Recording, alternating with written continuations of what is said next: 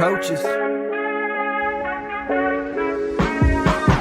Blow the whistle, ay. Blow the whistle, ay. Blow the whistle, they can't hold a flame against you, ay. Blow the whistle, blow the whistle, ay. Blow the whistle, got the game, it ain't no issue, yeah. Blowing the whistle, I had enough with you, the championship, it is gone. Ain't listen to you, I can't give it to you, cause you don't know what I've been on. This is the Coaches Podcast. What is going on, everybody? Welcome into the Fantasy Coaches annual mock draft show. I am your commissioner tonight, Commissioner Steve. We're going to have a fantastic show tonight, guys. We are mocking the first round of the NFL draft. It's going to be a lot of fun. We have a lot of different folks coming on tonight's show to make selections. We've already had a trade tonight, and we're basically just going to go pick by pick. People are going to be selecting players they want for their team or whatever team they own at the time, and it's going to be a lot of fun in today, guys. The first pick is going to be on the clock right now. That would be the Carolina Panthers. As we know, they made a big trade a couple months ago to get that first overall pick here. And we're going to bring in the GM of the Carolina Panthers, as I believe he is just about ready for this show. What's up? What's up, Coach Steve? NFL draft. Super excited. That's right. Carolina Panthers. We have the number one overall pick after it's going to be a franchise-defining move. Before you make the pick, let me know when you're ready to say, because I have something to do first. So, all right, you do you, and then when you come back to me, I'll let the world know which way we're going. Fantastic. So here we go. That's your cue, Dan. With the first overall pick, the Carolina Panthers select Bryce Young, quarterback from the University of Alabama. Ooh, okay. Tell us why Bryce Young is the first pick of this draft here. Why are the Carolina Panthers picking up their new franchise quarterback?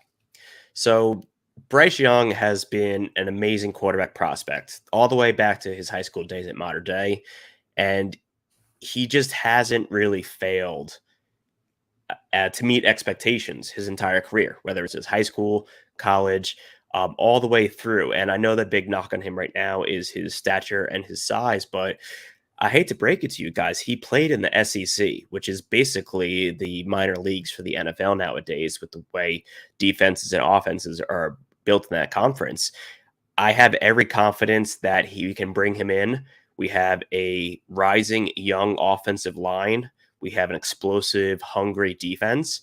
And not to throw shade at anybody, but we're playing in one of the weakest divisions in football, and we might take that division title year one. So Bryce Young, he's the best quarterback in this draft, and he deserves the spot as the number one overall pick and will justify all the draft capital that we have used to add him to our roster. Love that. I love that. It's definitely a fantastic pick, obviously. In terms of while we're waiting for the second overall pick, obviously we love to talk fantasy here too. What would you do if Bryce Young is the first pick overall for the Carolina Panthers here? How do you see him in fantasy with that pick?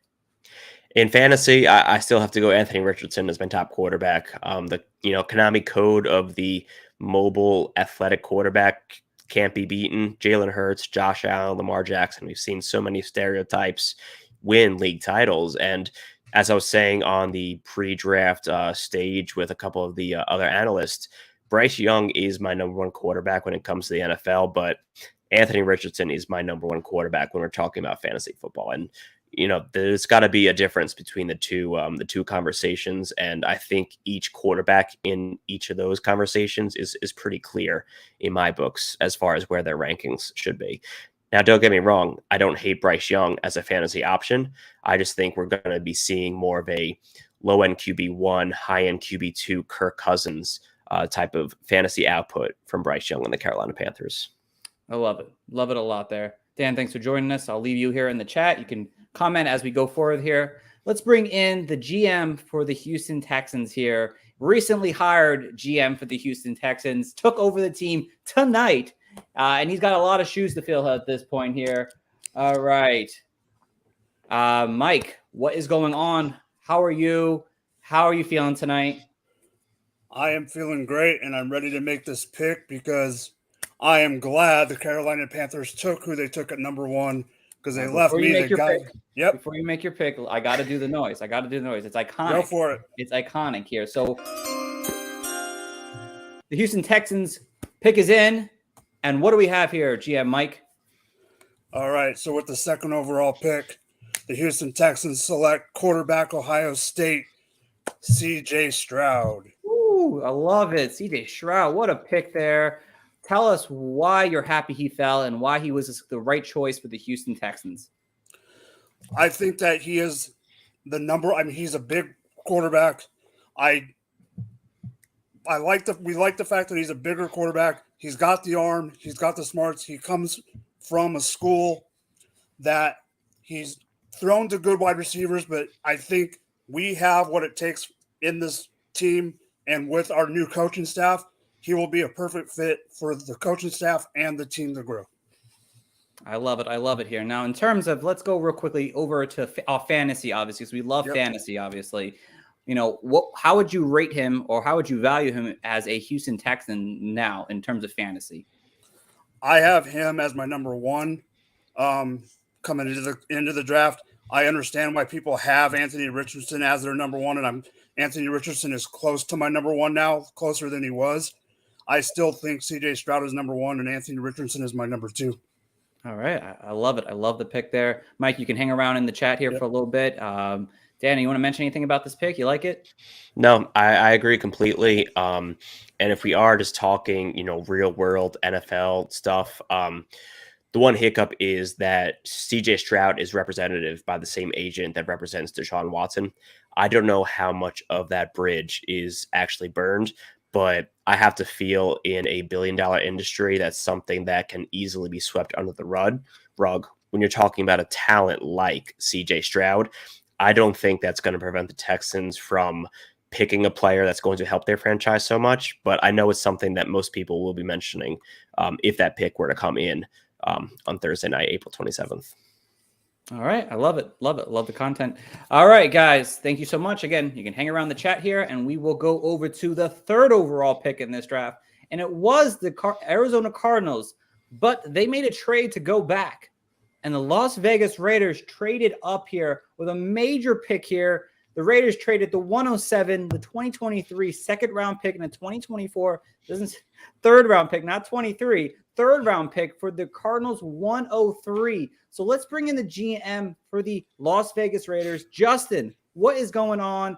How are you tonight? How excited are you about this pick?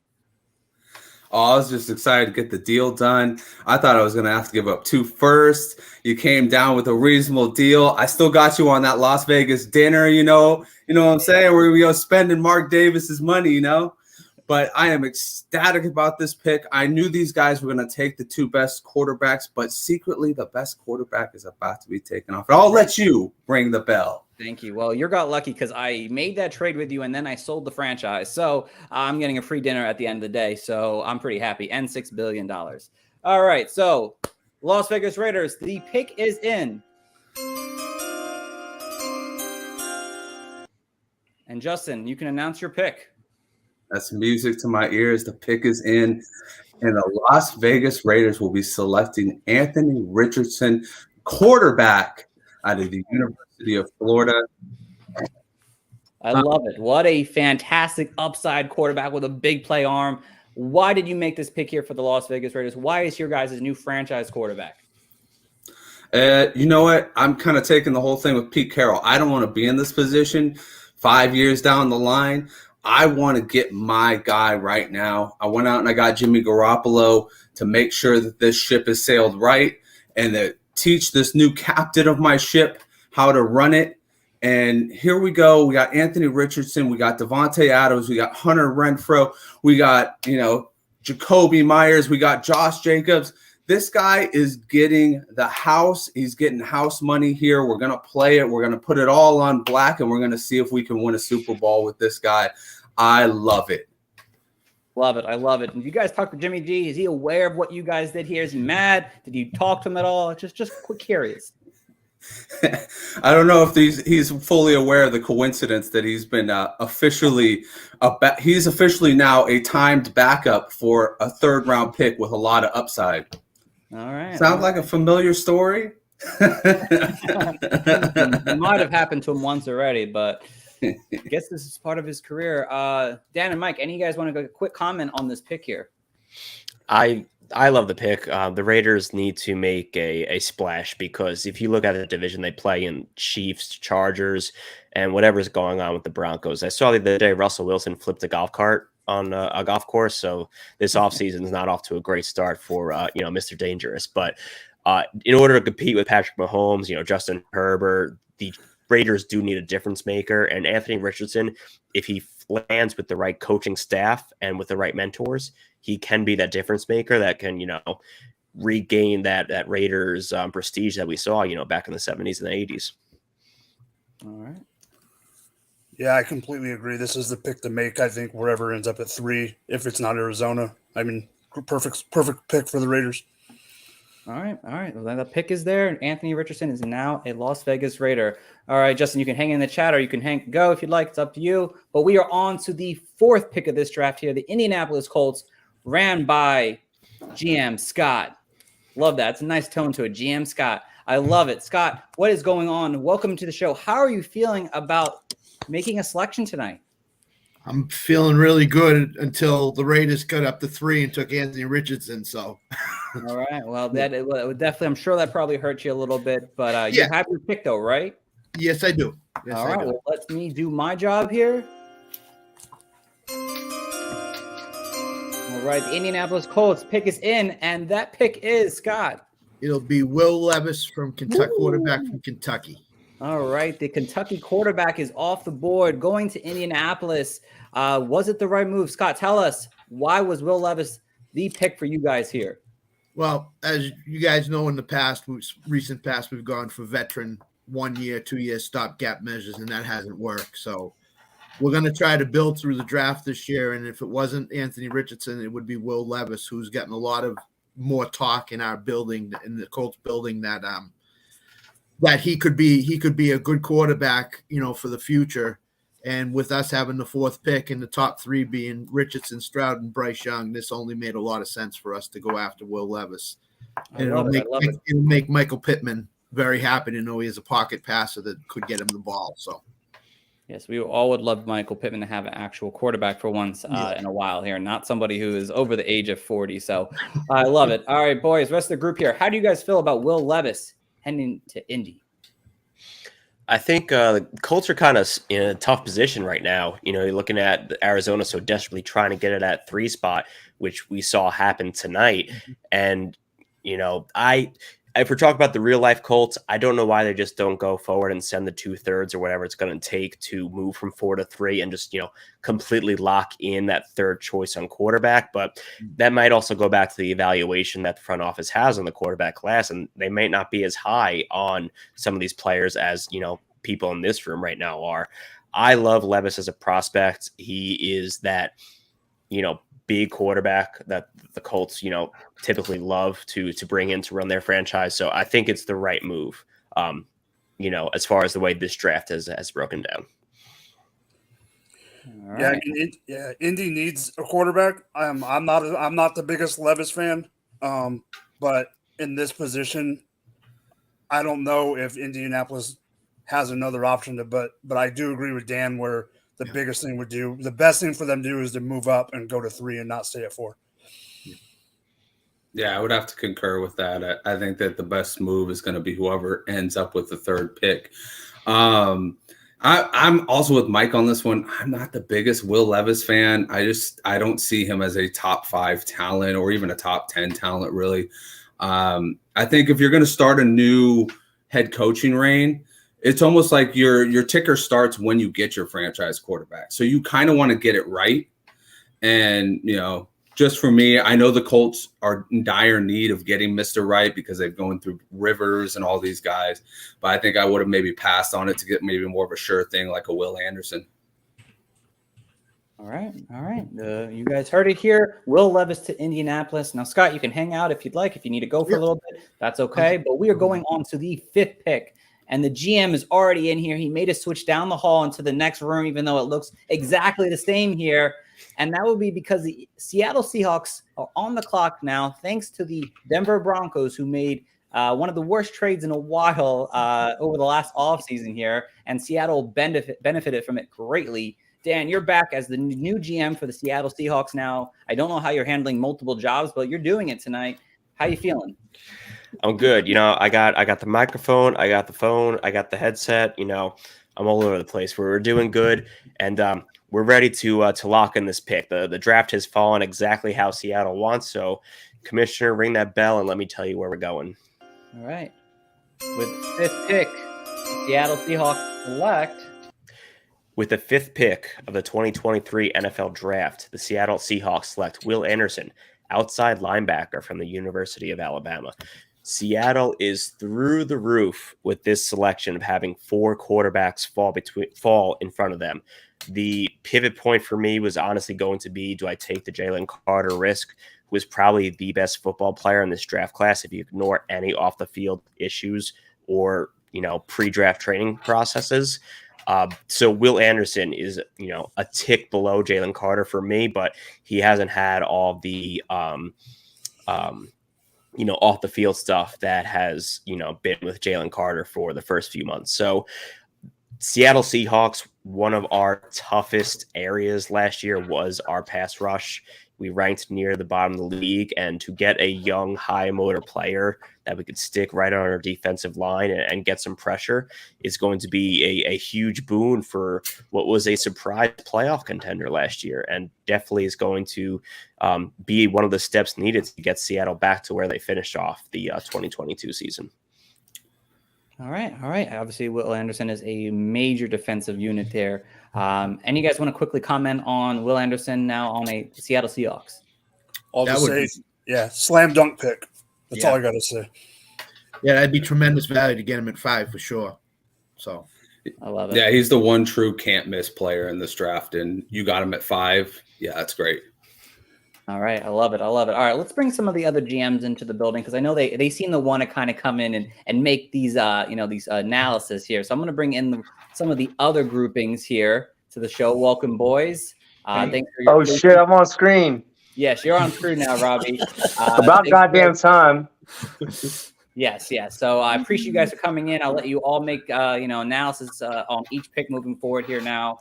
But we are on to the 6th pick of this draft here. The Detroit Lions, again, another team that benefited from a really good trade on their end from the Los Angeles Rams, who sucked this past season here.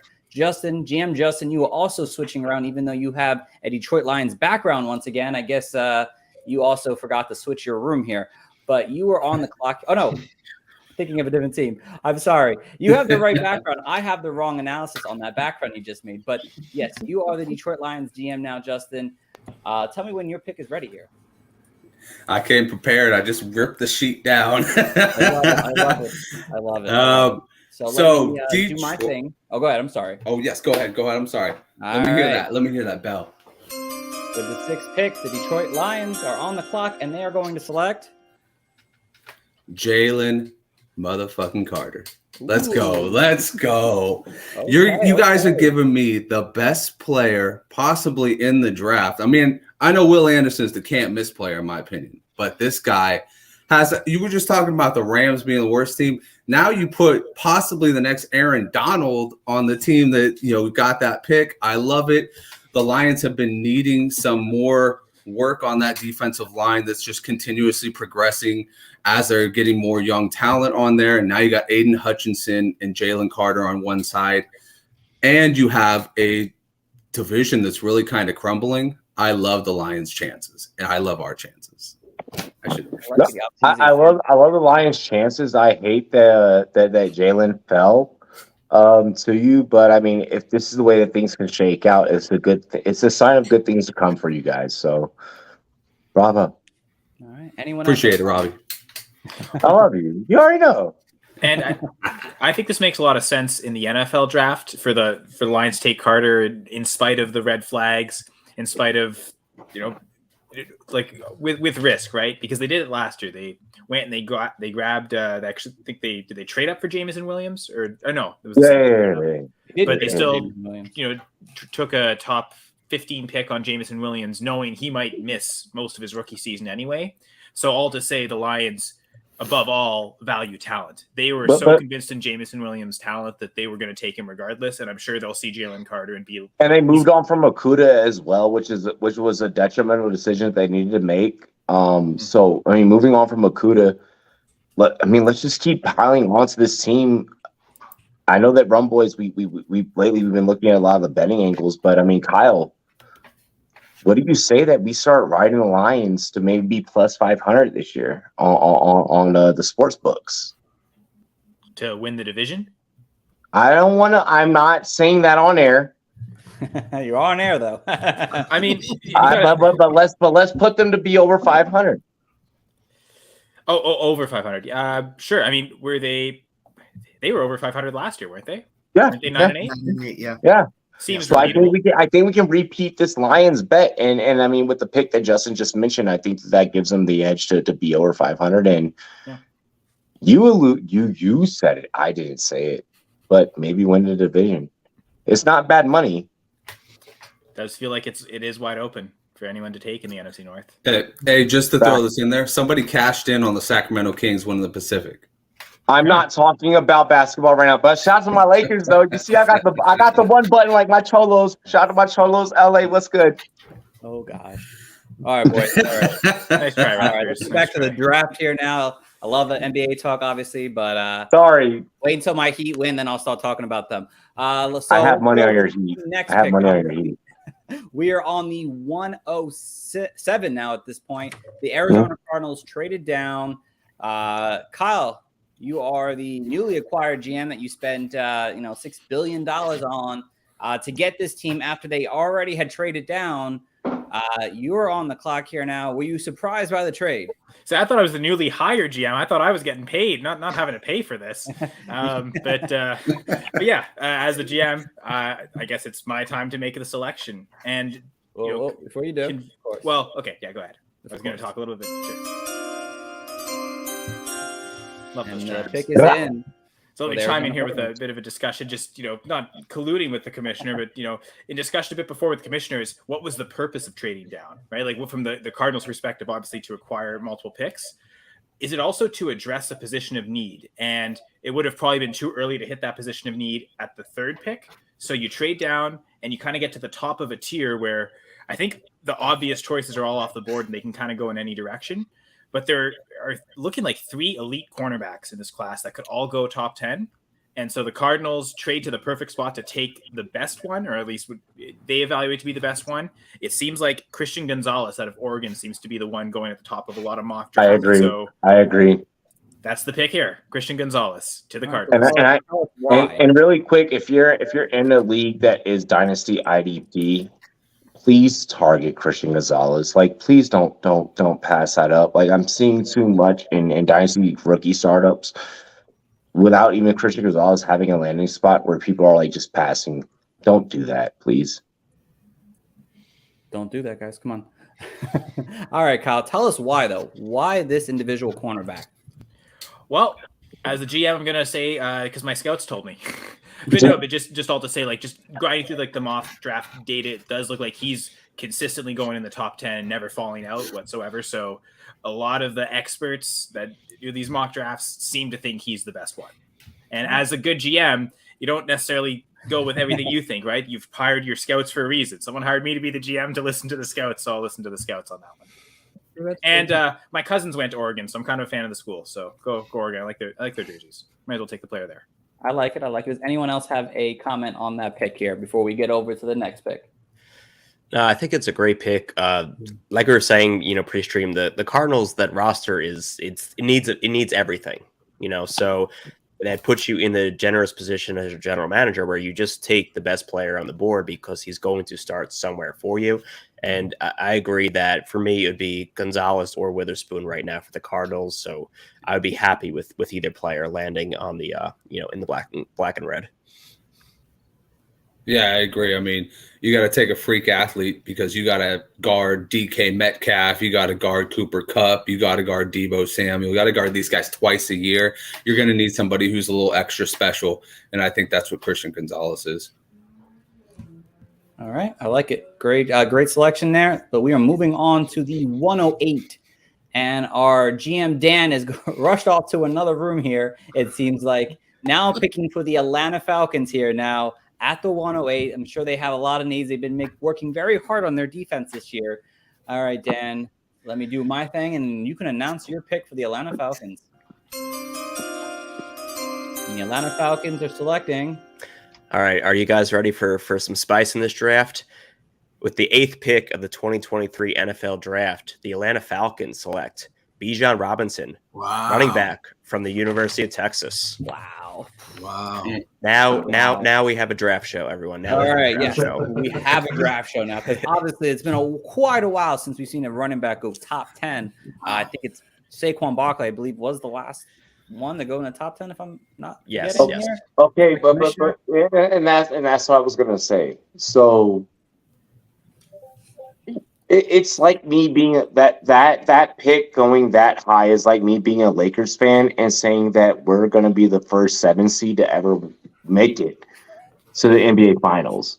I didn't say win, I said make the motherfucker. So like that's the way I look at that Bijan going in top 10 type of shit is like, and I'm just that's my take on the whole Bijan going top 10 in the draft.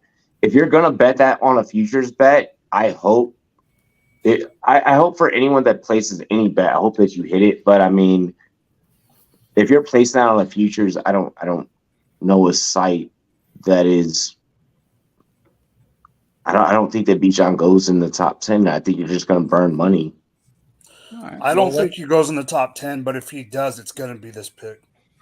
Yeah, so I'll be honest, I don't really know anything about basketball, so that Lakers reference kind of went right over my head.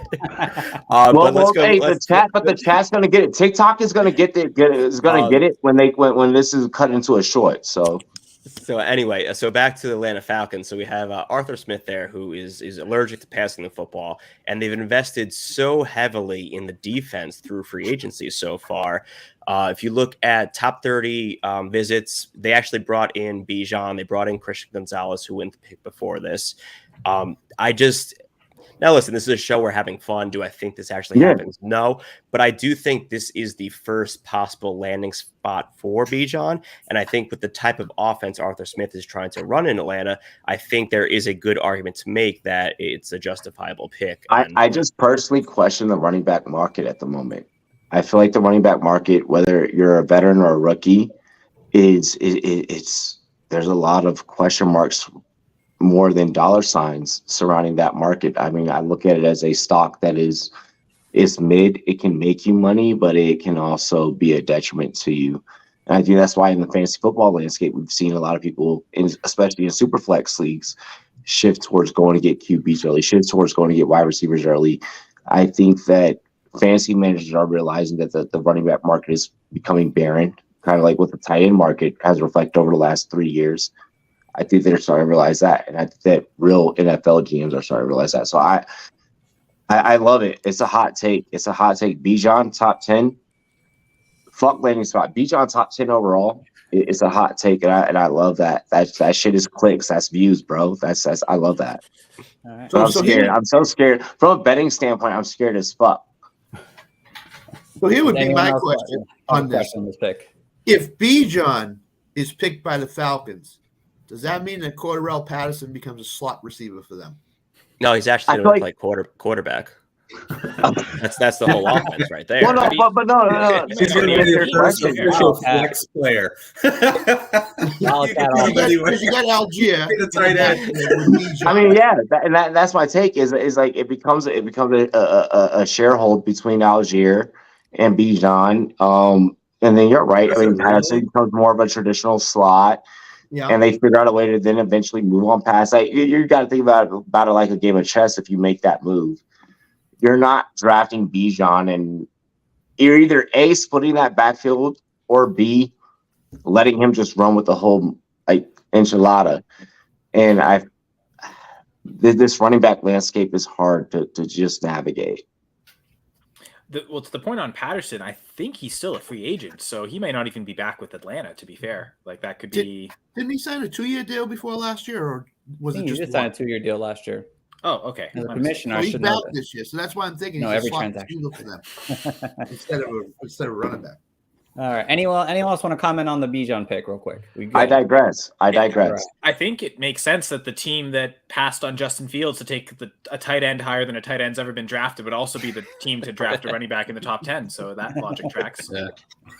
All right. Kind of along the line of what Kyle says. I mean, now we officially have Arthur Smith has a garage with a Camaro, a Corvette, and an Aston Martin, and he's never going to take either one of them out. He's not gonna give us any fun fantasy. All right. Love it, guys. Loving this so far. All right, let's get over to what are we at? The 109 now? Yeah, the 109. So this is when the Chicago Bears traded down from after having the 101 now. And we have our GM, Tim, here. What is going on? Welcome to the show. Hey. Are you ready to make this pick? Yeah, we are ready to make this pick. Right. The board didn't exactly fall totally.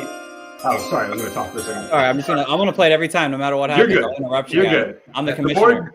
The board didn't exactly fall how we thought it would, but we're fine with where everything fell. We need to get Justin Fields a little bit of protection so he can have some time to actually throw the ball this year. So with the 9th pick of the 2023 NFL Draft, the Chicago Bears will select Peter Skoronski, offensive tackle from Northwestern.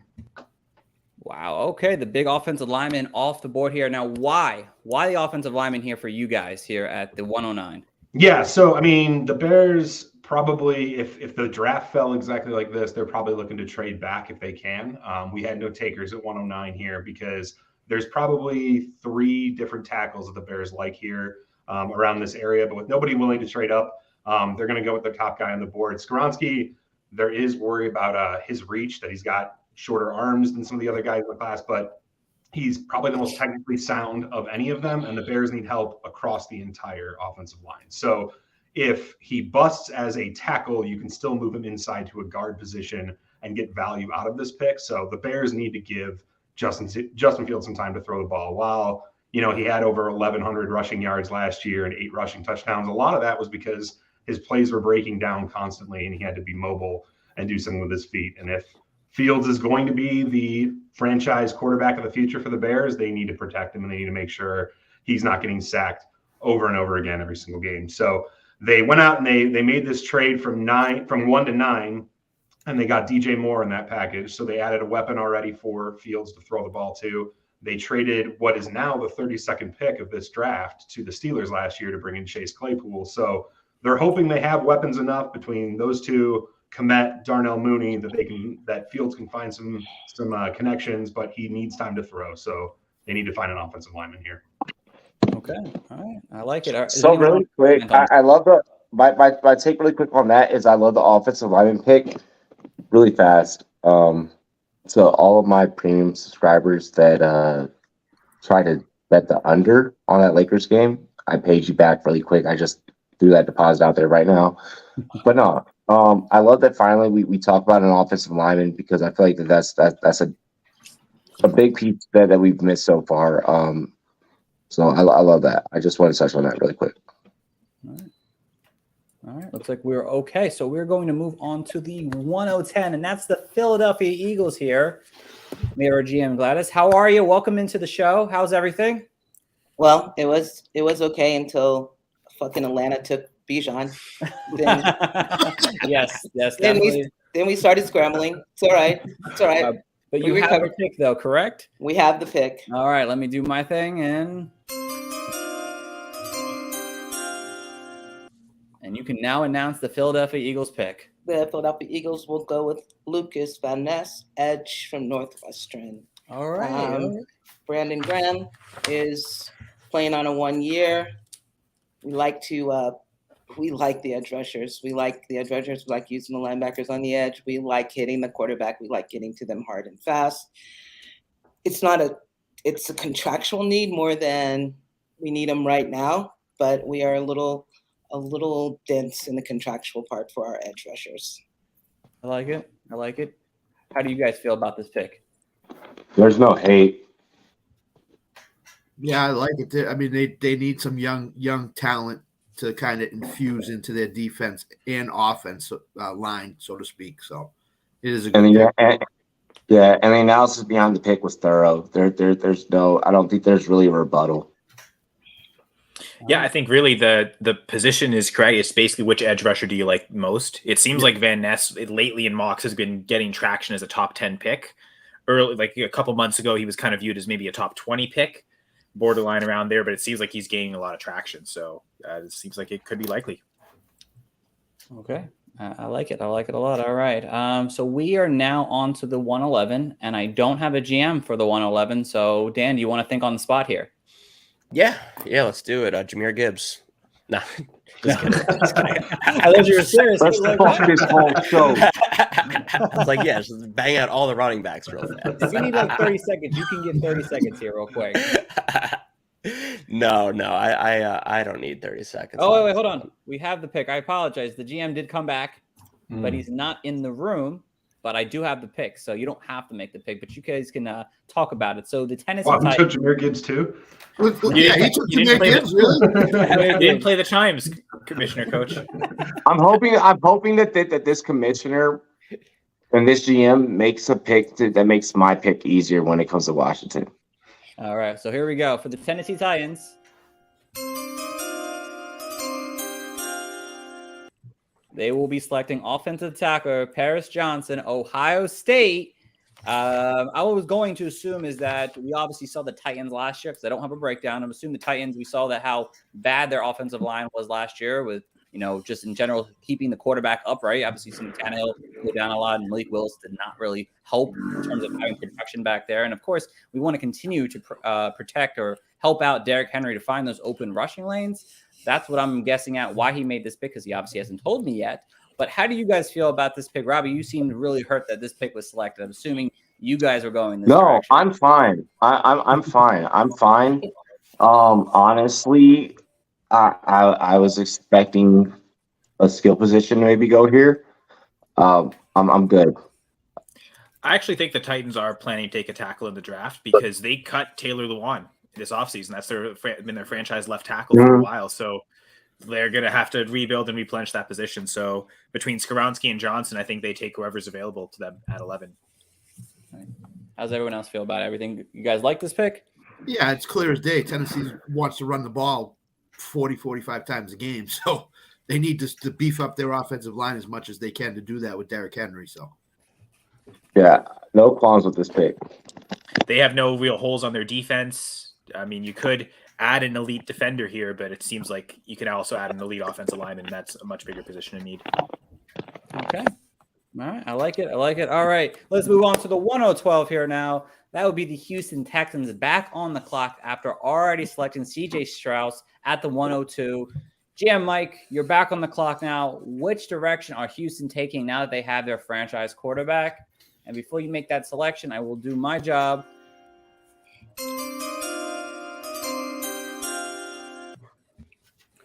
All right, so as a GM, I was about to make my pick, but my coach just ran up, knocked on my door, and said, "Hey, there's someone else I want because I'm a defensive-sided guy." I switched last second.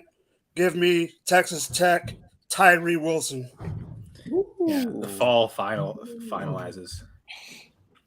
There's a final pick. All right, tell us why Wilson. Why did the coach want him? Just because he's a defensive coordinator?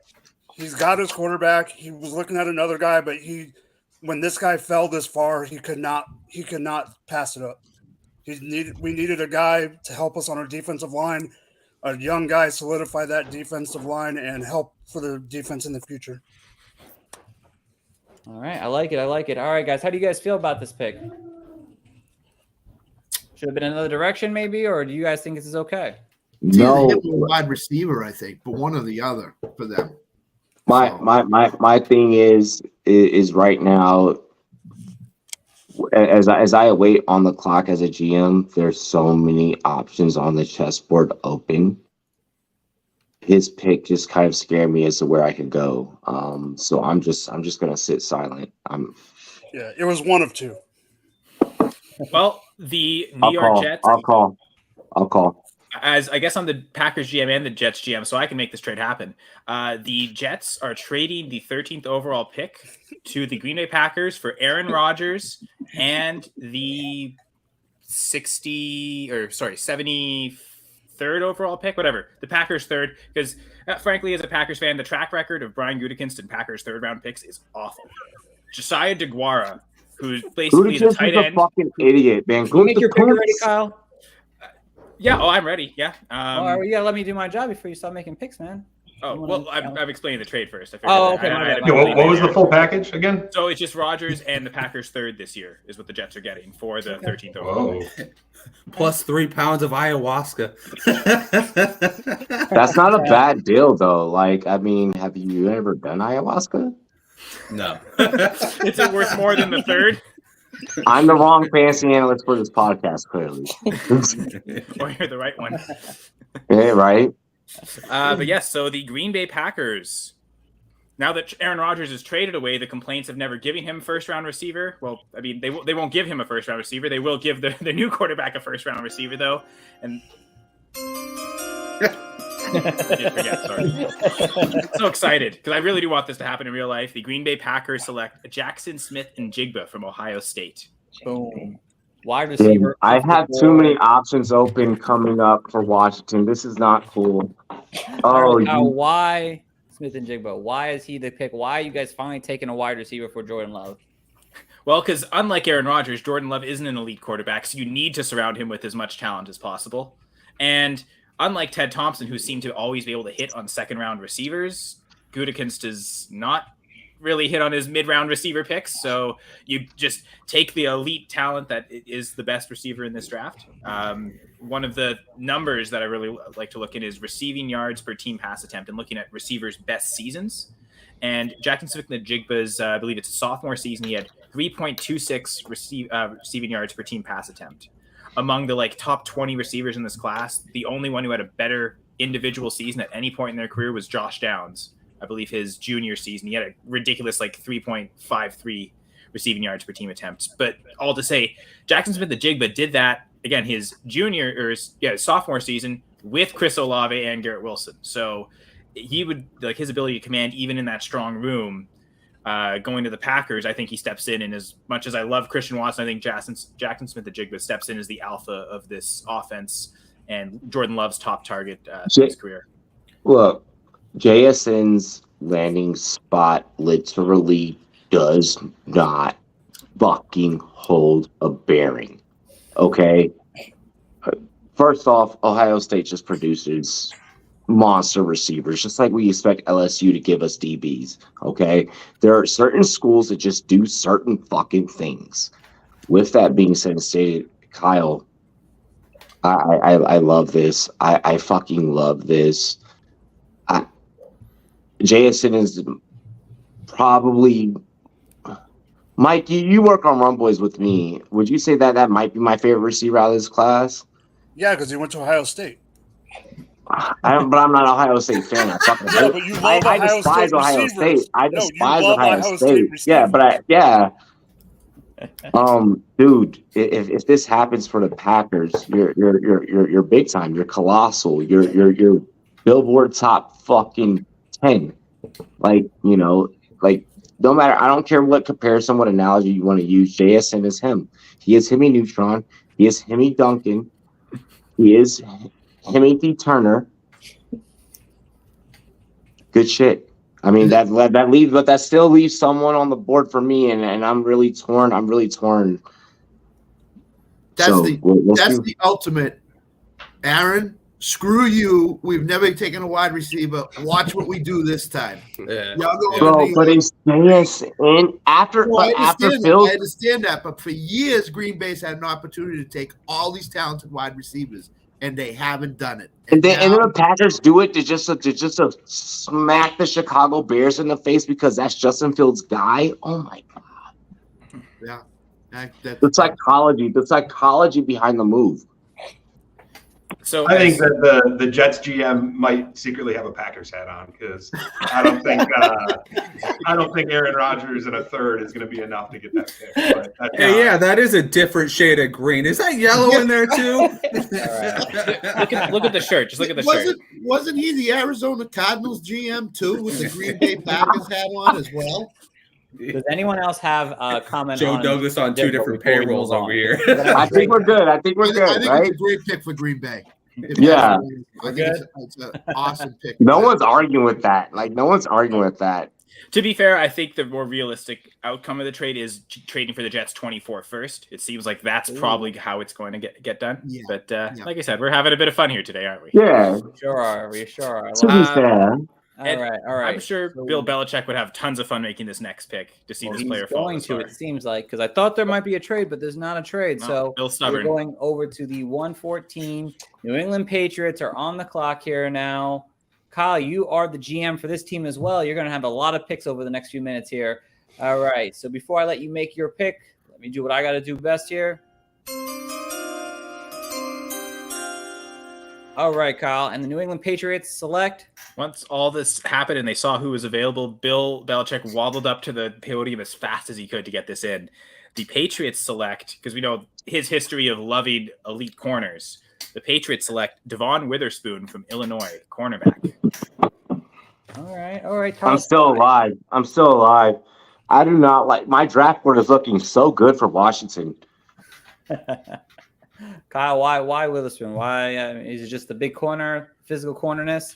I'll trust the scouts again, but yeah, I think size. It seems like he learned under Lovie Smith, so like that type of NFL experience tutelage. I think it seems like he. And again, don't really know, but who has hand speed like him? Speed, and then also like the IQ to make the most of that speed too. I think. So I get that they are two different sports. How quick that King Ryan, who we're going to see boxing next week, and I hope you're all going for King Ryan. I don't give a fuck if you're a Javonte Davis fan. How quick a boxer like that can put his hands on a guy is how quick Witherspoon can put his hands on a guy. He keeps his elbows in, locks in. He's going on the inside. He's hitting that centerpiece of his pass. He's trying to bruise your sternum on every fucking play. I love this pick. He's physical, dirty, gets down in the trenches. I love this pick. Belichick loves the technically sound guys already that he can use kind of in advanced ways. You know, you're learning as a rookie, but you're going to learn a lot as a rookie under him. So when's the last time you saw Witherspoon on tape do this? When blocking? When's the last time you saw that? When's the last time you saw his elbows do this? Probably never. I digress my case. I love it. All right, fantastic pick. Anyone else have a comment on this pick? We all look good on this. Everyone likes this pick here. All right. So we were back over to the 115. The Green Bay Packers still on the clock again. Obviously already having selected one pick in this draft. Kyle, you're the GM again. 3 straight picks in a row. Mm-hmm. What do you have for the Green Bay Packers' second pick in this draft? So the reason they traded up for Jackson Smith-Njigba and took him specifically was like viewed as the best wide receiver. There's a couple of good edge rushers, so they were willing to take the risk that one of them might go, but they still get their choice of edge rusher by selecting Myles Murphy from Clemson. All right, Myles Murphy. Why Myles Murphy? I'm sorry. Okay. Damn. I need to flip a coin. All right, Kyle. Why he does that? Why Myles Murphy? Because I know they do need defensive end rushers here. Why though? Well, yeah, the priority is on the edge rush. It seems like Murphy fits the. Well, it's tough because like the Packers scheme does change. Like sometimes they'll load 5 guys on the line. Like it's a 3-4 as a base defense, but it's not a pure 3-4. So it seems like Myles could fit into like their scheme rotation early. Seems like he's a very talented player as well. Comes from a good school pedigree. I guess it's not the SEC, but still a perennial successful team in the ACC. So, yeah. Okay. All right. Anyone have a comment on this pick here? I like it. We look good. All right. So now we are going over to the 116, and that's the Washington Commanders. And now we get to hear from GM Robbie. Finally, where are we going with this pick here? Can I get the sound? Can I get the sound? All right, the Commanders pick is in. What are we going with? I've just flipped a coin for heads or tails because I didn't expect for this to kind of fall to where it was going to be. I am leaning offense at this pick here. I really wanted us to be able to establish 12 personnel. I really wanted us with Sam Howell possibly being the guy underneath Helm to have, between Logan Thomas and possibly what could have been a Dalton Kincaid here. But I'm a gambling man, and I flipped a coin. And that coin was between tight end and wide receiver. And wide receiver did win this. Give me Quentin Johnson.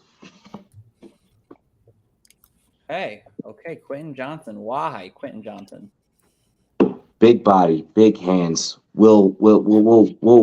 If you are the opposing DB, he is going to shove you out of the way if you are trying to jam him. He doesn't give a fuck. His routes run through you. He runs low through his routes. He knows what he's doing with his size. He doesn't have to go full speed every single fucking play because his size can win him those intermediate routes. It can win him those jump balls. A guy like Sam Howell is going to profit from having someone like McLaurin, like Johnson, like Dotson. I know Jahan Dotson dynasty managers are going to hate me for this, and I hate myself for this. Like I said, I flipped a coin. It came down to Johnson or Kincaid. I wish I could have established 12 personnel with this first pick. We're going to go Johnson. All right. That's how GMs do it. We flipping coins nowadays. I love the pick there. It came down to 2 picks. Because honestly, it could have been Witherspoon, but once Witherspoon was gone, I was like, you know what? I respect that. I respect it too. All right. How do you guys feel about Johnston? Do you like the pick here? Do you not like the pick? Any comments? From a scarcity standpoint, if you're going to go receiver, there aren't that many elite big body receivers. So he's kind of like one of one in this class to that point. So if you really want that, you kind of have to take him here. If you don't mind the smaller, speedy, speedy, quick separators, you might get a chance in the second round. So that might not be viewed as well. So if the priority is size, then yeah, it's a great pick. I just want to say, I feel like that is how Dan Snyder made every one of his decisions. He just said, I'm going to flip a coin. That was so trademark right there. Good stuff. Good stuff, GM Robbie. Good stuff. Otherwise, I did like the Johnston pick. I think that they're in dire need of a more physical receiver. But I also feel like we could have benefited off of having 12 personnel and going with the Dalton Kincaid, who's probably the top tight end, who is the top tight end out of this class. So I was torn. It was tough. Okay. All right. I like the pick. I do like it. He was my wide receiver 1 in this class for quite a while, so I do like him a lot. All right. So let's go over to the 117 now. The Pittsburgh Steelers are on the clock, and our GM, Gladys, is back up here with the pick. And before you announce that pick, if I can find my sound, which I can't seem to find now. There it is. With the What are we picking? Pick Joey Porter Jr., cornerback out of Penn State. God damn. That's it. This is a family organization here. It is a family organization. That was one of the concerns. And also, we lost Cam Sutton. We have Patrick Peterson, but Peterson isn't the long-term solution. Joey Porter comes from – he's family, and he's good. He has the length. He has the physicality. And Gladys, to that standpoint, that's marketing tickets. You're selling tickets as well. So you're solving 2 problems at once. We're problem solvers. That's what we do. He might be the best player available right now. I think he is. So it's not a reach for any reason. Like all that, the family connection is almost secondary to just he's the best player available. And is Joey Porter the most marketable player in this draft? After the quarterbacks? Yeah. Quarterbacks are so quarterbacks are quarterbacks. Quarterbacks. I think Richardson might be the most marketable, especially because of the speed and like how he did at the combine. I think that's like that kind of eye popping. People love that. But yeah, you're right, Robbie. You might be the next one. Yeah. Okay. I like the pick there, obviously, too. I was a big Joey Porter fan back in his heyday. All right. So we are on to the 118 now. The Detroit Lions' actual first-round pick is now up, and that's GM Justin once again back with his great background this time. The right one, because it was right the last time, too. All right. Let's get over to the selection.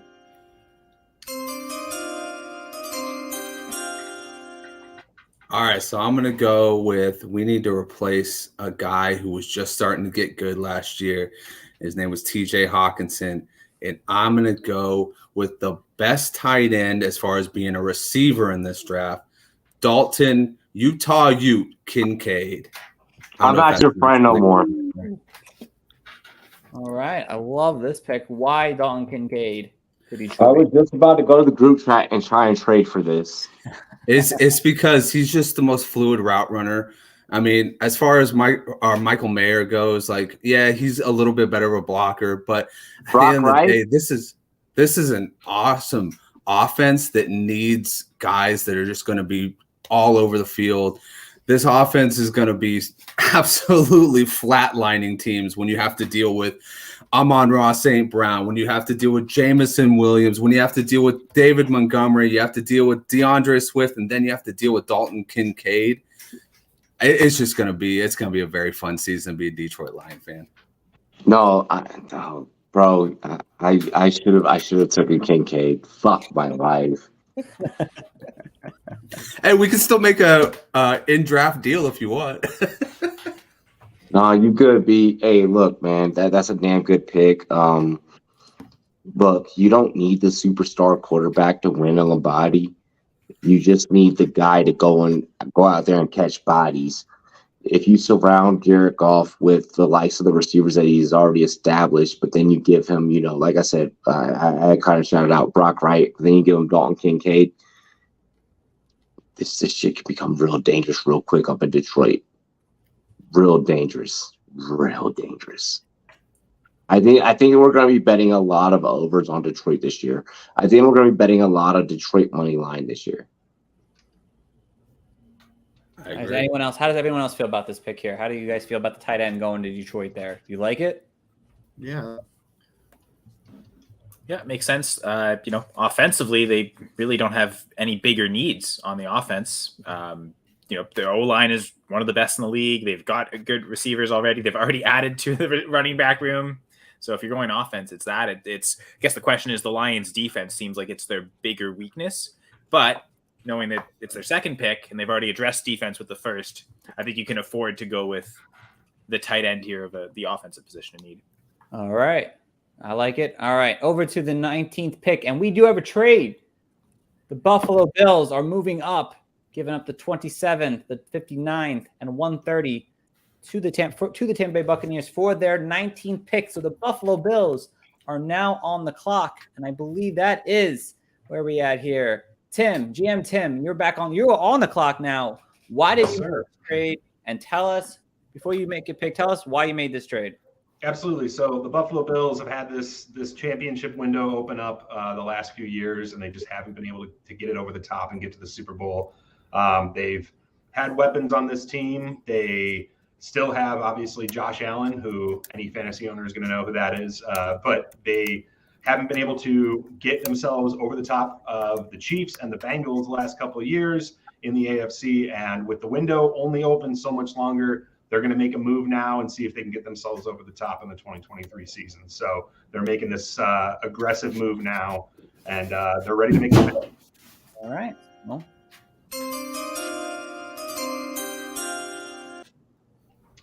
So with the 19th pick of the 2023 NFL Draft, the Buffalo Bills select Zay Flowers, wide receiver from Boston College.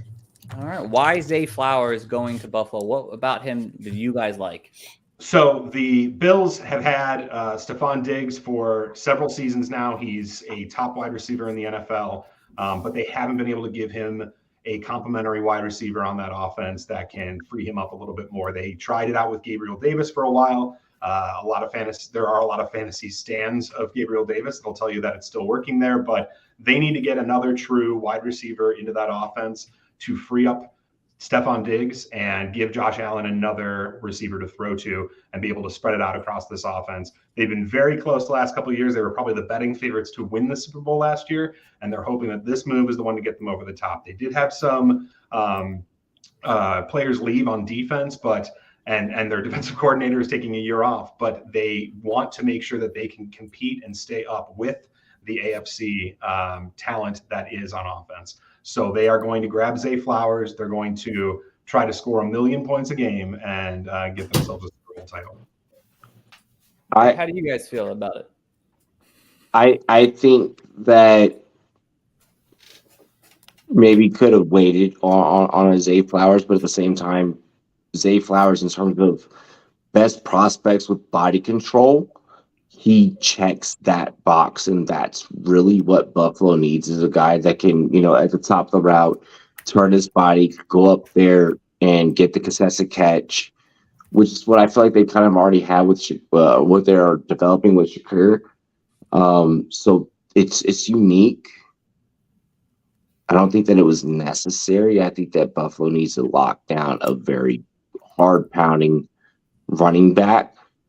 And in real-life scenarios, I know that Bijan was already taken, but I'm hoping that Bijan falls later than the top 10 and falls to a Buffalo, and maybe Buffalo can pick him up, and then Buffalo can get something, Yeah, I think Buffalo disagrees with that a little bit because I think Buffalo definitely was in the right to move up because if you look at teams immediately following this pick, you have the Chargers, Ravens, the Vikings, the Jaguars, and the Giants are all teams that can add to their wide receiver room. Chargers, you have 2 wide receivers that are aging out that you would love to pair a younger wide receiver with your already franchise, guy, young quarterback. You got the Jaguars. They have a bunch of, Jags, to lack of a better expression for that. They could use another player. The Vikings lost Adam Thielen, and they really don't have much at the wide receiver. But the Bills have also never been able to run the ball, and that's really been why they can't get over the hump. That's not what they need to do, though. They're not going to be. I feel like that's what they got to do to win. In order for Buffalo to win the Super Bowl, I feel like they got to establish the run. I disagree with that. I think they signed Damian Harris, and I don't think they're going to go running back. Yeah. I really do, because he's he's another Devin Singletary mold type of guy where they're going to pound him early, and then they're going to bring Cook in to kind of be that off speed type of guy. So yeah, to your credit, I interviewed both those guys. I know both those guys very well. Like, hey, I would love if that were to be a thing.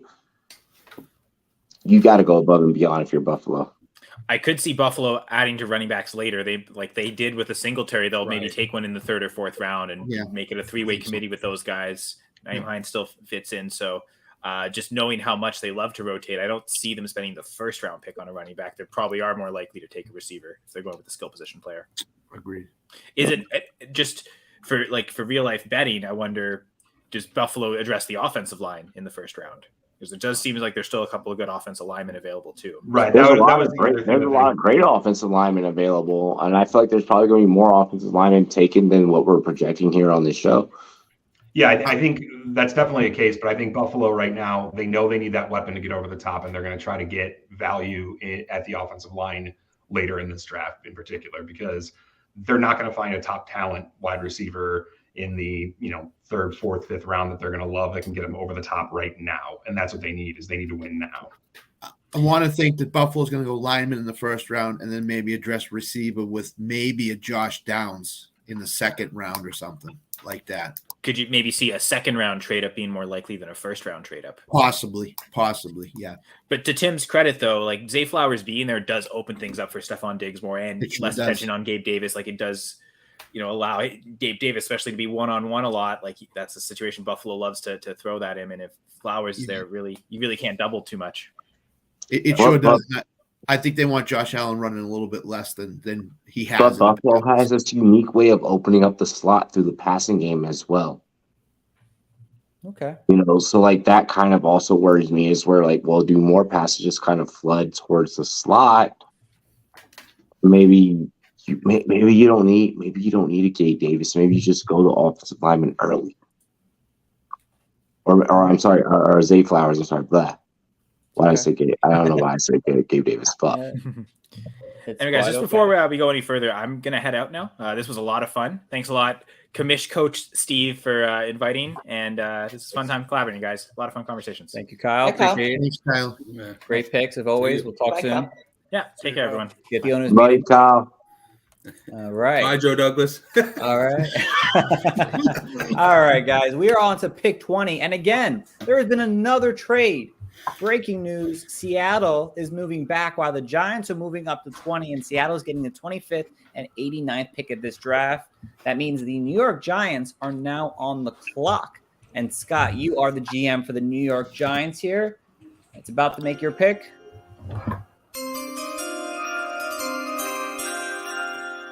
So Zay Flowers was the reason we moved up to 20, and Buffalo took him right in front of us. Just like Anthony was in the first premature trade. Yeah, y'all deal with that. Y'all suck on that. Yeah. So with the 20th pick, the Giants are going to take another wide receiver out of USC, Jordan Addison. All right. Why Jordan Addison? Well, first of all, Sterling Shepard's made of glass, and the receiving room is not that talented, to be honest with you. And they let one go to Kansas City. I think Addison fills the need at two different receiving positions. He could play the slot, and he could play outside. He's very versatile. He's quick. He can catch the ball in traffic. He's got not an insane, but he's got a really good reach, level of where he can catch the ball. If the ball's thrown high a little bit, he can go up and get it. So I think Jordan Addison fits a lot of needs that the Giants have and need to fill. So that's where we're going to go with the 20th pick. It's just crazy that Jordan Addison is falling into that position. If you're a Giants fan, you got to be excited about that. You got to be stoked.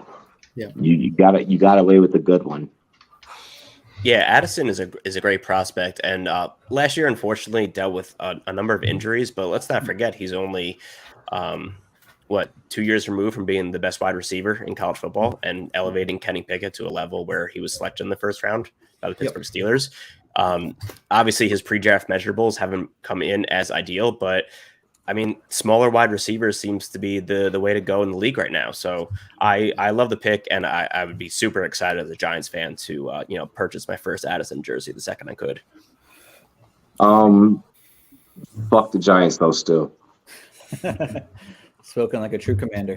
And I think that division, has come down a little bit. I don't think the Eagles are going to be quite as good as they have been in the past. So, last year, and Dallas did improve with the Cooks trade. So I think this division is a little bit more wide open than people think. Shit's gonna get spicy. It's gonna be nice. It's gonna be nice. Spicy. Sam Howell, Airbnb, Match made in heaven. All right. Magic Johnson already has a World Series, has multiple NBA Finals, about to have a Super Bowl. Like, it's a thing. All right, let's get over to the 21st pick in this draft, and that's the Los Angeles Chargers. And speaking for the first time tonight is GM Steve. What is going on, Steve? How are you feeling tonight? Pretty good. What's up, guys? How you doing, Steve? I'm doing good. I was a little nervous after that 20th pick, but I think I'm ready to take my guy. All right, well, let me do my job here.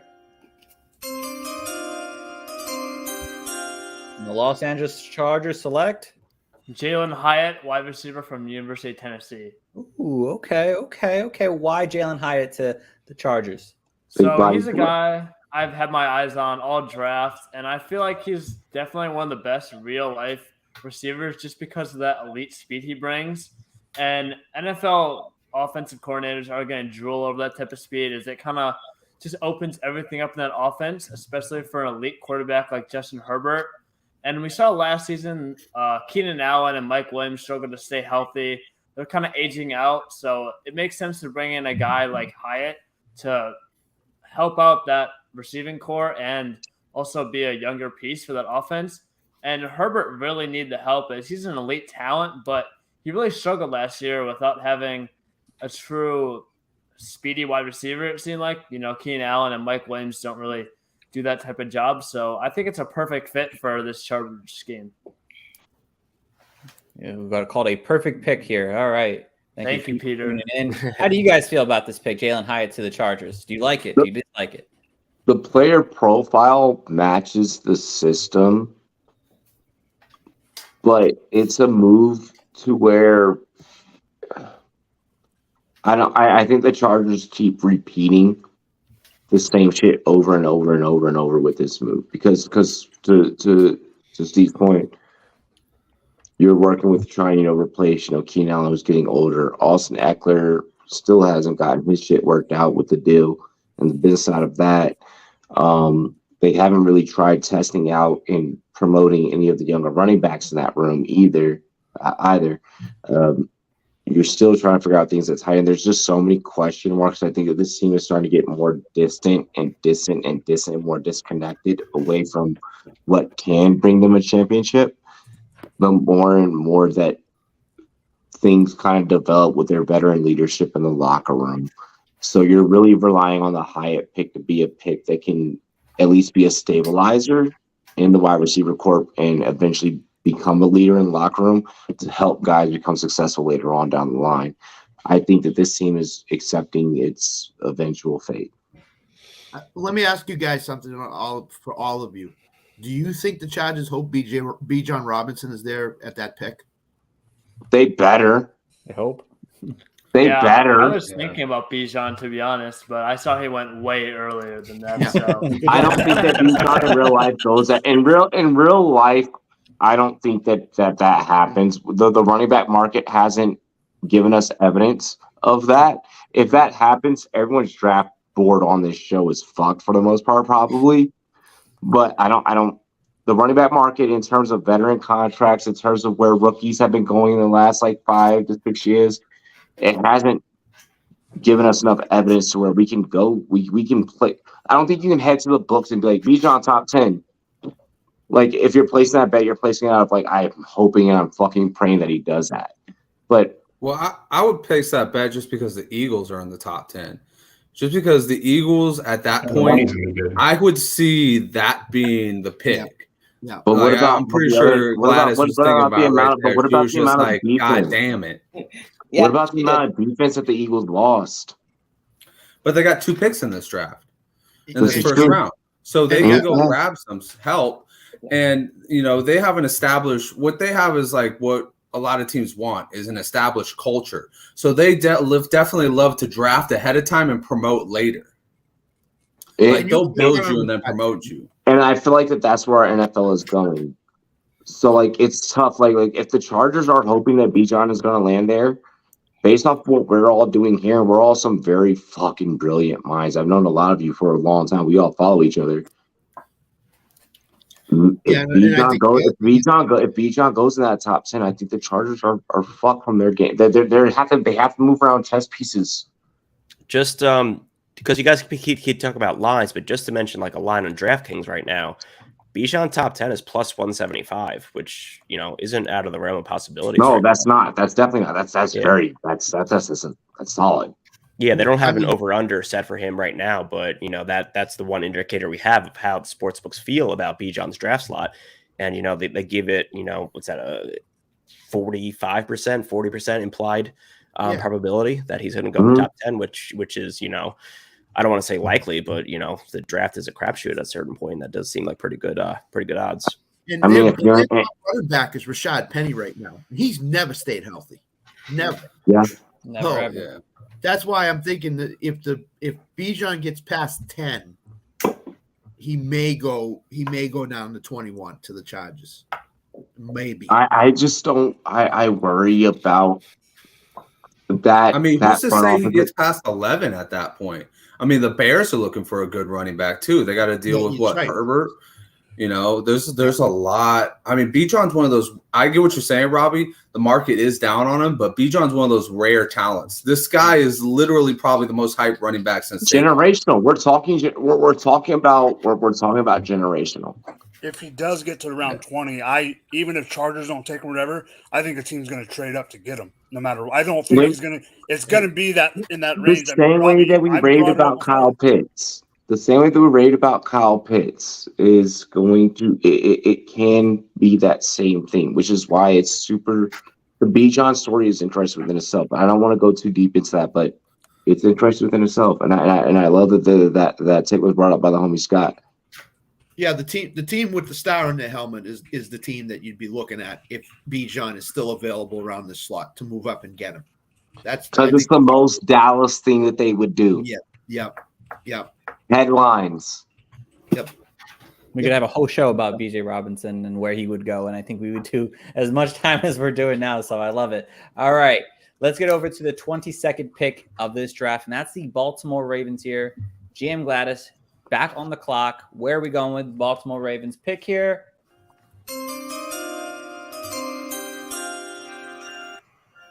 Well, the Ravens were going Zay Flowers, and then they were going Jordan Addison. So now they're going to go cornerback Deontay Banks from Maryland.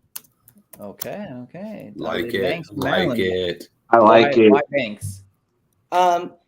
Local boy, he has the size and athleticism for the cornerbacks. Marcus Peters is not a thing anymore, and Baltimore Ravens love their cornerbacks. And in that division where you have Pickett, who isn't really a threat, but you have Burrow, and we'll see what Deshaun does. Having a good cornerback, especially when we don't know what's going to happen on the offense, is a plus because we're going to have to win with our defense.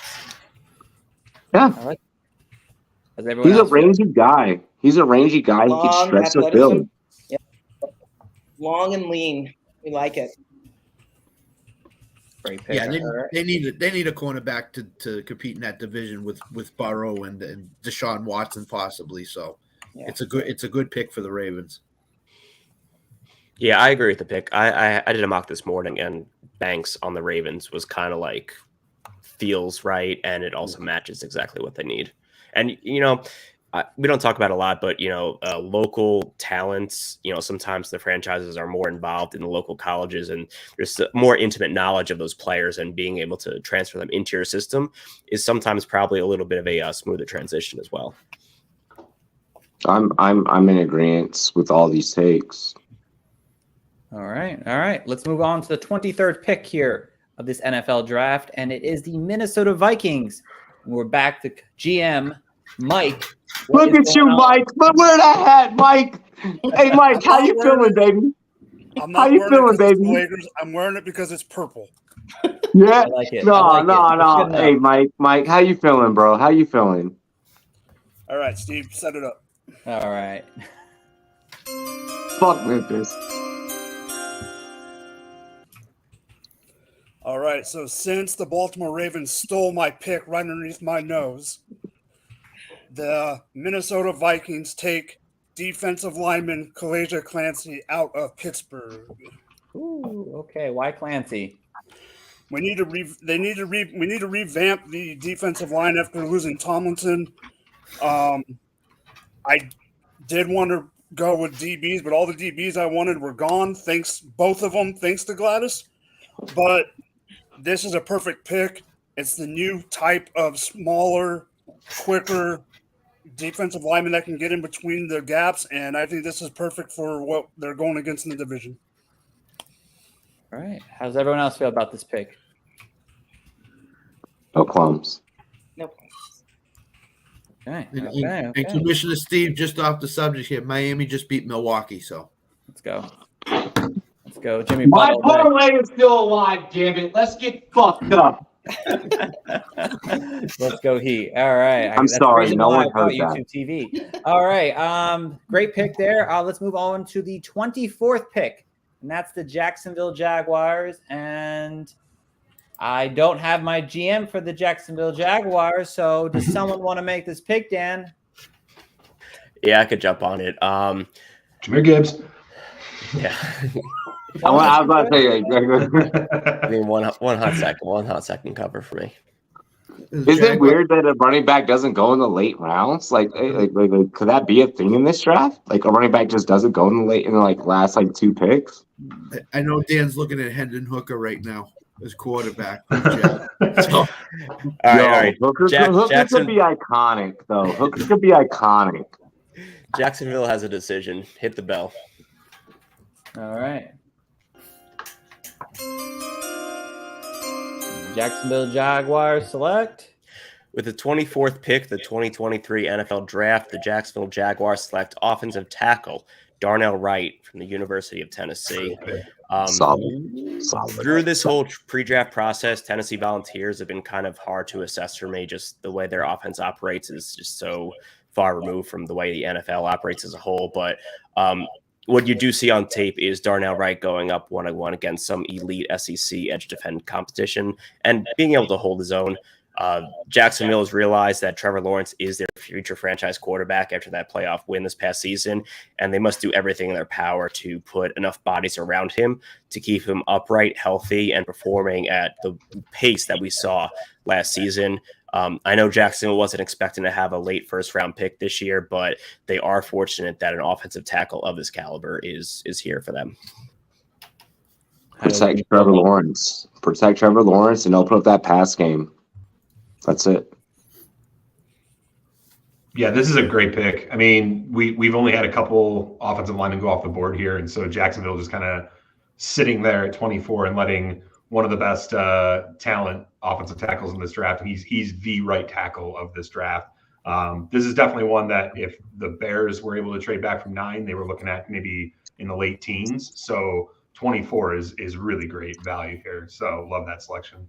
I feel like as a fantasy analyst or someone that plays fantasy, it's very easy for us to overlook that line position unless you're playing like an all 22 type of thing. So like I love that you brought that up. Like we have kind of abandoned no line. Okay, all right. I like the pick there. Jacksonville, you are done. So now we're moving over to Seattle, who traded down from the New York Giants before. JM Dan is back on the clock here. I will bring out the bell again.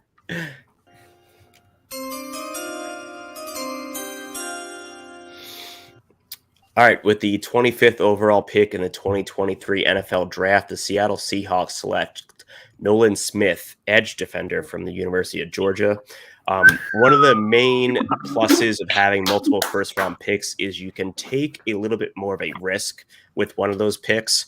We were able to lock up with our very first pick, Will Anderson, who is a bona fide safe player, quote unquote.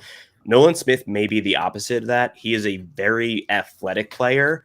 He might have a smaller frame for the position he plays, but like I said, having that second first-round pick provides so much security knowing that we have twice as many chances of hitting on a talent.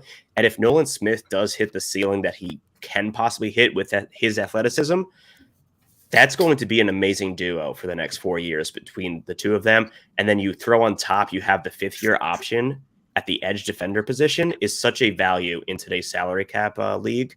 It could be franchise defining for the Seattle Seahawks to leave their first round of the NFL draft with both these players.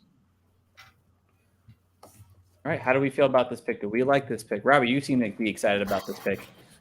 No qualms. No qualms. We're good. I think it's a great pick at this point in the draft, and exactly like Dan said, they have 2 picks, so you can shoot a little bit. All right, I like it. Everyone seems to enjoy this pick, so we will move on to the 26th pick in this draft, and that's the Dallas Cowboys on the clock finally.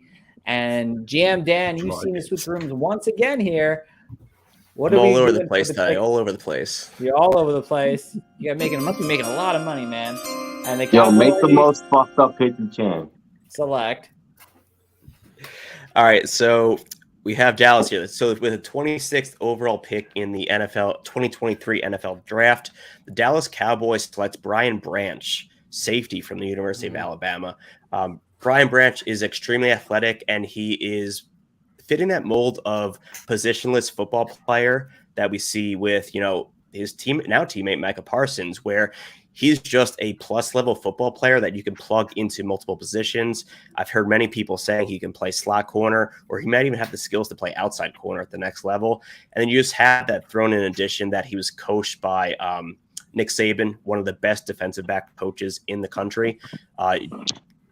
Not a position of need, not a position of, fits the scheme, just good value on a really good football player, getting him at the end of the first round. All right. I like it. How do we feel about this pick? Anyone have any comments on this pick? Yeah, you stole my fucking pick.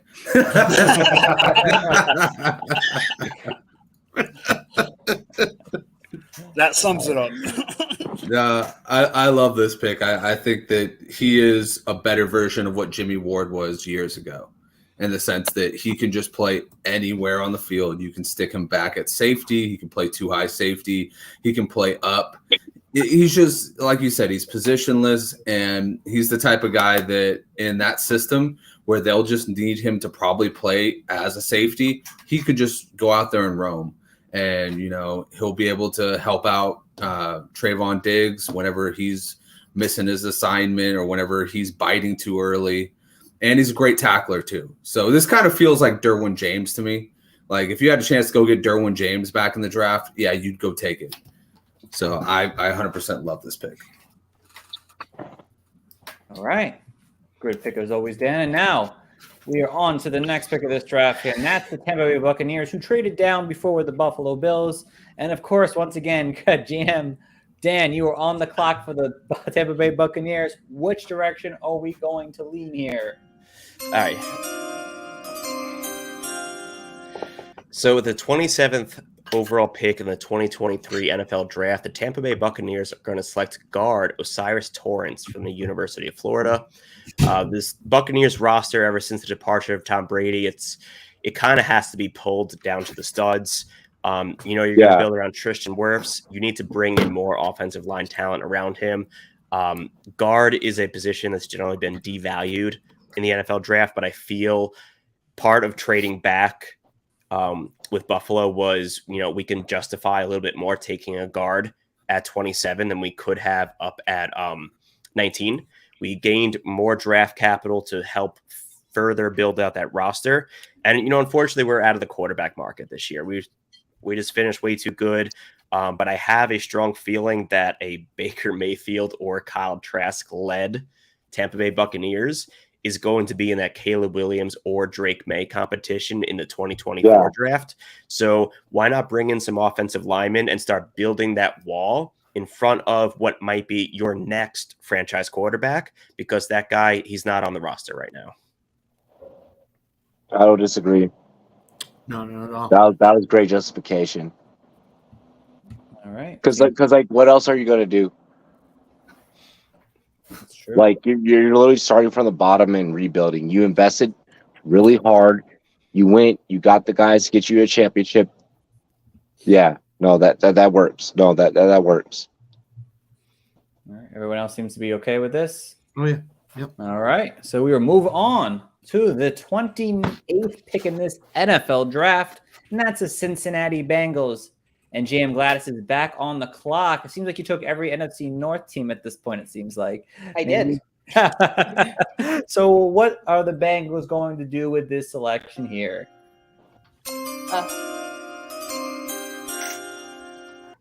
With the 28th pick, the Cincinnati Bengals chose Darnell Washington, tight end out of Georgia. All right. I like it. Two needs, offensive lineman and a tight end with an elite catch radius. He was like 129 quarterback rating when targeted, so he can catch the ball too. But you put him on that line, and he's also probably one of the better run blockers. He is the best run blocker as tight end, but probably like offensive lineman too. So they're filling two needs with one. Lost Hayden Hurst. We're there. All right. I love the pick. So how do we feel about this pick, guys? Getting a big body to go across the middle.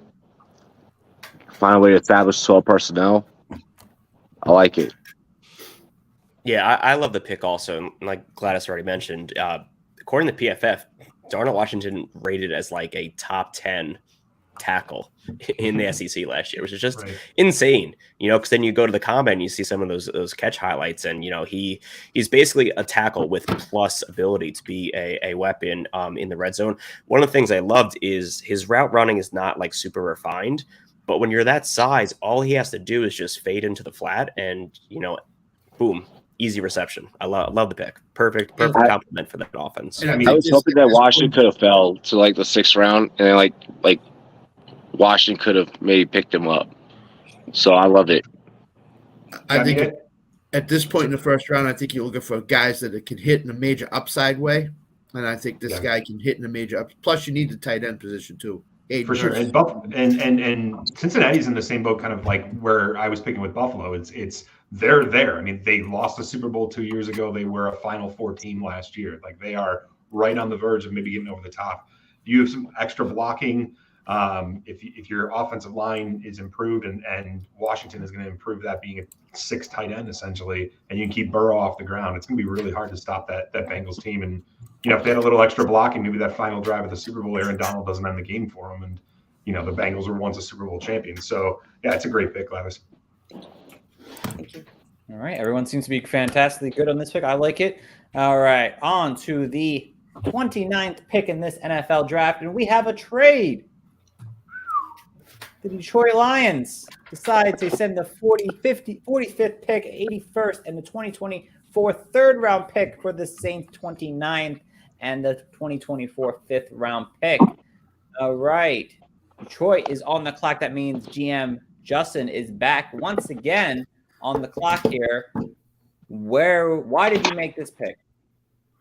Well, I made this trade because I'm here to we're here to take over the North, and we're going to do it for the next 10 years.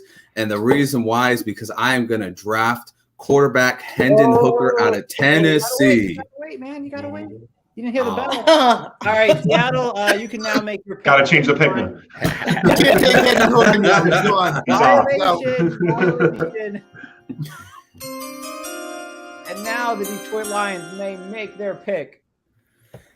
Hendon Hooker out of Tennessee. It's not going to change. Let's go. All right. I love the pick here. Quarterback move up. Why hated Hendon Hooker here with the pick?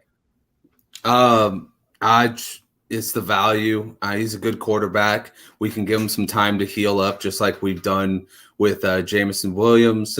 And it's one of those things where, you're going to be Goff. Goff is good. He's a nice complimentary player. But we want to take it to that next level. And we think that Hendon Hooker is the athlete that's going to be able to take us to the next level, not only just as a quarterback, but as a mobile quarterback. So I'm going to go with that. And we're going to be taking the North this year. And also, guys, I'm going to be signing off. This was so much fun. Thank you guys so much. It was great talking to you. All right. Thanks, Justin. Appreciate it. All right. How do you guys feel about Hooker as a Lion now? I think it's great because I personally think Goff's got one more year in Detroit and then he's moving on. And Hooker's coming off that ACL injury. So I think it's a perfect pick for them if they can get back. I think it's early for Hooker.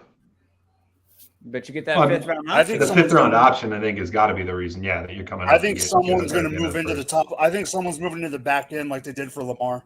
And I think it's going to be right around there. And it makes sense being Detroit with Goff. I'm with that. I have no disrespect towards that.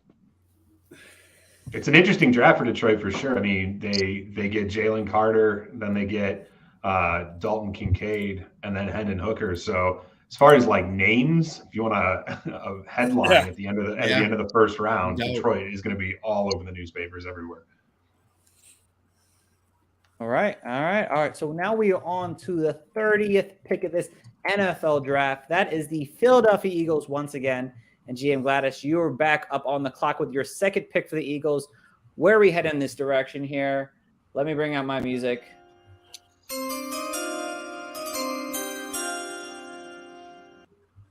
With the 30th pick, the Philadelphia Eagles pick running back Zach Charbonnet, UCLA. Ooh, okay. Why Charbonnet to the Eagles? It was between him and Gibbs. Charbonnet's a little bit bigger body. He's more of a bell cow back. Gibbs has more of an upside, and he has more potential in the passing game, but Philly's not known for passing to their running backs as much. So I figure Charbonnet would be better and a 3-down back and in the run game specifically than Gibbs. I mean, plus, they only have Gainwell and Sermon for contract. It's a contract. It's a contract kind of thing doing too. Rashad Penny can't count on. He's only played 10 games. He's only played 10 games. Is the most he's played since 2018. So they do need a running back to take over Miles Sanders' 254 rushing attempts. Like, how does the rest of the group feel about Charbonnet to the Eagles? Yeah, again, I love it. In real football, if Bijan's not going there at 10, then you got to do something at the running back position because Rashad Penny is not, in my mind, it's not going to. No, it's not it. I don't know what the Eagles are going to do. They're going to take Bijan at 10. That's what I think. Yeah, I That's agree. what they're going to do. That's what they're going to do. Before someone else snipes them, like this happened. I love the pick because I think Gibbs' RB2 has become just such a contrarian take, and the point is that Charbonnet would fit this offense so much better, being a bigger body back. And I feel like not a lot of people are keen to that. When you talk about like the more casual draft community, it's kind of been drilled into your head, Bijan, Gibbs, and then your choice. And you do have to think about the way these players fit into certain systems, and I do think that Charbonnet would be the much better fit for the Eagles with the current offense they're running. But to your point, not every podcast is gonna think that way. If you're looking for views, maybe this may not be the take for you. But I mean, if you're looking for a realistic standpoint, like you said, this is probably the take for you, and this could be something that maybe you lean towards when looking at futures. Okay. All right. Everyone seems to be okay on the pick now. We'll move on to the final pick of the NFL draft because my Miami Dolphins had to do some scummy things and lose us the first round pick. So we are on to the 31st pick, and we have another trade to finish off our show. The Seattle Seahawks are trading the 37th and the 83rd pick for the Kansas City Chiefs' 31st pick here. That means GM Dan is back up on the clock for the last pick of this draft here. Why did you make this pick? I made this pick because you're going to have to type this player's name to the ticker, and I don't want you to look it up. I don't want you to look it up. I already know. I already know who it is. All right, so let me I don't like it. With the 31st, Go ahead. With the 31st and final pick of the first round of the 2023 NFL Draft, the Seattle Seahawks select defensive lineman Ademiware Adebawore out of Northwestern. I'm just letting it be. Steve, I'll give you a minute to figure out how to type that. Copy and paste that shit. So talk about Addy. So Addy is his nickname. We'll talk about Addy for a little bit. So Addy is kind of a tweener type right now. He falls in the middle of that stereotypical defensive end, defensive tackle role. But if you look at the players we added in this draft class, we got Will Anderson, we got Nolan Smith, are both like prototypical, edge guys. Addy can play on the interior, which is the position that he excelled at the Senior Bowl earlier this year, where he was pushing around some high-level guard prospects all over the field. And then, you get that fifth-year option across your whole defensive line. It's a franchise-defining draft for the Seattle Seahawks, really rebuilding that defense that it was so known for, back in the heyday when you had all those great players that are making those playoff runs all the time. So I'm still waiting for the name to appear on the ticker, and we're all very excited to see how Steve Commissioner. smells. So in other words, ChatGPT. Hey, I'm playing on ChatGPT. Commissioner, that was all good what he said, but it's really none of it is true. He just wants to type the name on the ticker. That's it. It's coming up. I think you missed it by talking because I definitely didn't see it come up. So, and please be honest. Did you look it up or did you fire it? It was already on the top one. It was on that list on the Excel spreadsheet. So. Oh yeah, because he was your 32nd ranked player, right? Yeah. You just so happy to be second ranked player. It's coming here. But this was a fantastic draft, guys. And I will let each one of you guys either shout out whatever you want, something about the draft, something about yourselves, as soon as we get to the 31st selection down here, and then we'll get going for the night, guys. And I appreciate you all for jumping on. This was a lot of fun, of course, and always love having you guys all on. I'm sure I'll have some of you guys on really soon again, and I know I will. And here we go. There he is. There it is. Wow. You missed the last E. You missed the last E. That's the only letter you missed. The E? Did I miss the E? You got all the way through. Yeah. The final E. Copy and paste. All right, so I will let you guys go one by one.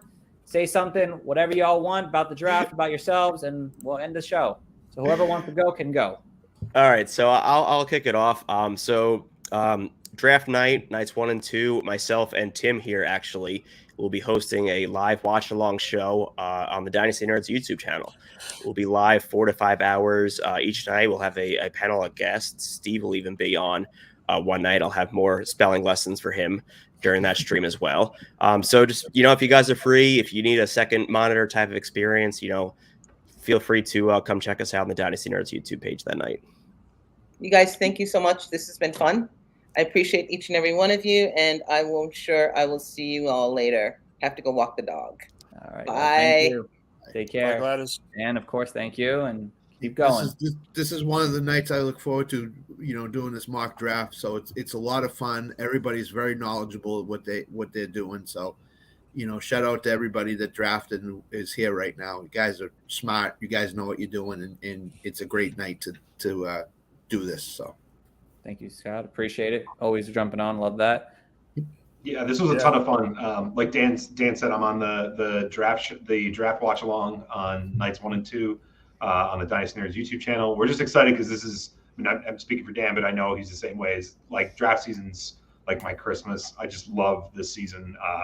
Every mock that I can consume, I'm doing it, and the nights of the draft are when we actually get to see where these guys actually go, and it makes the fantasy season so much more fun once we have landing spots and draft capital. So. Merry Christmas, everybody. All right. Thank you, Tim. Yeah, I want to say thanks for having me on, Steve. This was great and great time, and go for it, Robbie. Thank you, Mike. I appreciate it. I'm trying to let you go. Hey, yo, you already know it's your boy Rumboys Robbie, a.k.a. the Heart Robbie. Follow me on Rumboys at YouTube. That's Rumboys spelled with a Z. You already know what it be. Hey, yo, cheers to you. Cheers to me. All the wrong boys and girls, what it do. You already know what it be. Shout out to fantasy coaches. This is the livest mock draft, and we set that motherfucking thing off. All right. And then, Steve, you're finishing us off, brother.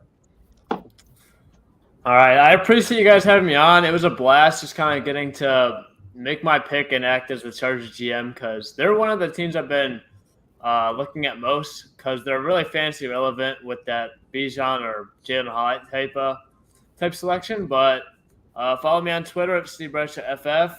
I'll be doing some work with Nerds, and I also have my own brand coming out soon, Fantasy Trading Room. So check that out as well on Twitter.